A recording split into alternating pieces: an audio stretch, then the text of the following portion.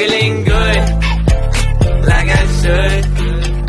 When in dark, I walk around the neighborhood, feeling blessed, never stressed. Got that sunshine on my Sunday best. Yeah, hey, every day can be a better day despite the challenge. Halo guys, sebelum kalian nonton video saya, jangan lupa like, comment, and subscribe. Sistem informasi adalah kombinasi dari teknologi informasi dan aktivitas orang yang menggunakan teknologi itu untuk mendukung operasi dan manajemen.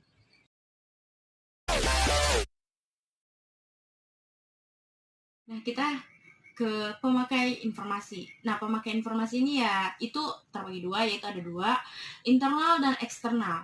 Nah, kalau yang internalnya itu ada staf operasi, manajemen tingkat bawah hingga manajemen tingkat atas. Nah, kalau yang eksternalnya yaitu ada pelanggan, pemegang saham, pemasok atau mitra kerja, dinas pajak, dan lain-lain. Kandungan informasi menurut Davis tahun 1999, yaitu 1. Benar atau salah. Dalam hal ini, informasi berhubungan dengan kebenaran terhadap kenyataan. Jika penerima informasi yang salah mempercayainya, efeknya seperti kalau informasinya itu benar. Dan kedua, yang baru. Baru yaitu informasi benar-benar baru bagi si penerima. Yang ketiga, tambahan. Informasi dapat memperbarui atau memberikan perubahan terhadap informasi yang telah ada. Yang keempat, korektif. Ya, korektif ini informasi dapat digunakan untuk melakukan koreksi terhadap informasi sebelumnya yang salah atau kurang benar. Nah, yang terakhir, yang kelima, penegas, yaitu informasi dapat mempertegas informasi yang telah ada, sehingga keyakinan terhadap informasi itu semakin meningkat. 3 tujuan utama SI menurut HAL tahun 2000, yaitu untuk mendukung fungsi kepengurusan manajemen, yang kedua untuk mendukung pengambilan keputusan manajemen, yang ketiga untuk mendukung kegiatan operasi perusahaan. Nah, di sini ada sistem. Sistem itu sekumpulan elemen yang saling terkait atau terpadu yang dimaksudkan untuk mencapai suatu tujuan. Nah, elemen sistem itu terbagi ada 6, yaitu 1. Tujuan, 2. Masukan, 3. Keluaran, 4. Proses, 5. Mekanisme pengendalian, dan terakhir yaitu 6, yaitu umpan balik. Apakah teknologi informasi itu? Nah, teknologi informasi itu ada beberapa pendapat, yaitu menurut Kamus Oxford tahun 1995, TI adalah studi atau penggunaan peralatan elektronika, terutama komputer, untuk menyimpan, menganalisis, dan mendistribusikan informasi apa saja, termasuk kata-kata bilangan dan gambar. Nah, menurut Alter tahun 1992, TI mencakup perangkat keras dan perangkat lunak untuk melaksanakan satu atau sejumlah tugas pemrosesan data seperti menangkap, mentransmisikan, menyimpan, mengambil, memanipulasi, dan menampilkan data. Menurut Martin tahun 2002, TI tidak hanya terbatas pada teknologi komputer atau perangkat keras dan perangkat lunak. Menurut Lucas tahun 2000, TI adalah segala bentuk teknologi yang diterapkan untuk memproses dan mengirimkan informasi dalam bentuk elektronis. Ada beberapa pendapat arsitektur informasi. Menurut pendapat Turban, McLean, Weatherby pada tahun 1999, yaitu arsitektur informasi itu suatu pemetaan atau rencana kebutuhan informasi dalam suatu organisasi. Nah, menurut Loudon pada tahun 1998, bentuk khusus yang menggunakan teknologi informasi dalam organisasi untuk mencapai tujuan-tujuan dan atau fungsi-fungsi yang telah dipilih.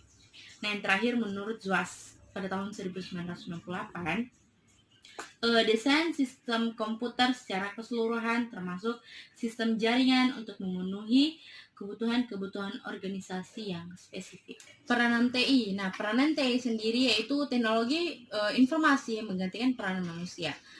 Ya, dalam hal ini, teknologi informasi melakukan otomasi terhadap suatu tugas atau proses. Nah, teknologi memperkuat peran manusia, yakni dengan menyajikan informasi terhadap suatu tugas atau proses.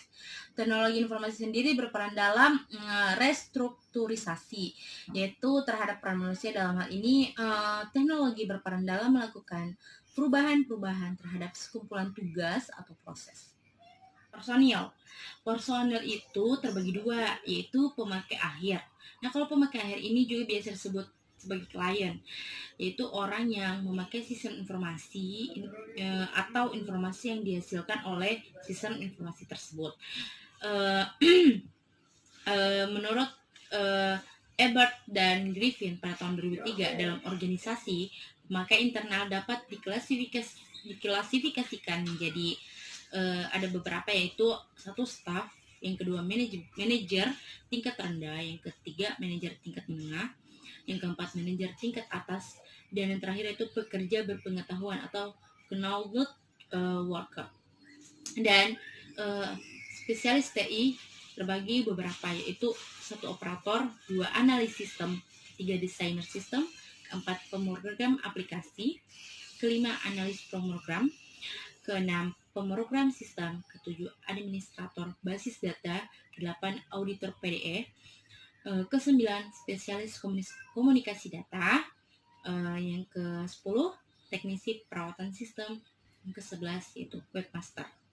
Menurut Alter, tahun 2002, sistem pendukung keputusan atau DSS, yaitu sistem interaktif yang menyediakan informasi, pemodelan, dan pemanipulasian data yang digunakan untuk membantu pengambilan keputusan pada situasi yang semi-struktur, terstruktur, dan situasi yang tidak terstruktur, di mana tak seorang pun tahu secara pasti bagaimana keputusan yang seharusnya dibuat. Pendukung cerdas kadangkala hanya disebut sistem cerdas, yaitu sistem yang memiliki kemampuan seperti kecerdasan manusia.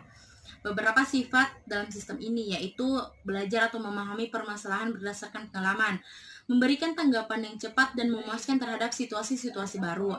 Yang ketiga yaitu mampu menangani masalah yang kompleks, masalah semi terstruktur, memecahkan permasalahan berdasarkan penalaran, menggunakan pengetahuan untuk menyelesaikan permasalahan.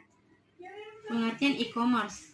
Nah, e-commerce itu adalah proses pembelian, penjualan produk, jasa, dan informasi yang dilakukan secara elektronik dengan melibatkan transfer dana elektronik, sistem manajemen inventory otomatis, dan sistem pengumpulan data otomatis yang memanfaatkan jaringan internet komputer. E-learning. Nah, e-learning ini adalah suatu sistem atau konsep pendidikan yang memanfaatkan teknologi informasi dalam proses belajar mengajar. Ya, bisa dibilang ya kita kayak kuliah online, kerjanya serba online gitu. Nah, ada yang tahu nggak e-government itu seperti apa? Nah, e-government secara definisi tidak lain merupakan penggunaan teknologi informasi dan komunikasi, seperti misalnya internet untuk meningkatkan kinerja proses pemerintahan. Terus di mata beberapa orang, e-government ini bisa saja tampak semata-mata sebagai upaya mengembangkan aplikasi niaga e-commerce dari sektor swasta ke sektor publik atau pemerintah. E-government adalah mengenai bagaimana caranya meningkatkan performa cabang-cabang pemerintahan ini, bukan hanya administrasi publik dalam arti sedikit. Sampai di situ saja ya videonya. Terima kasih yang sudah menonton. Bye-bye!